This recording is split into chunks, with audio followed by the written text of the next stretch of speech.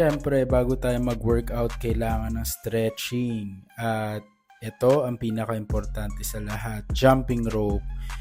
Diyan nag-work ang footworks, cardio, all in all. Kita niyo naman Mike Tyson move na ako. Ang drills natin ngayon. Ito yung gagawin natin una natin. Tire step up alternate.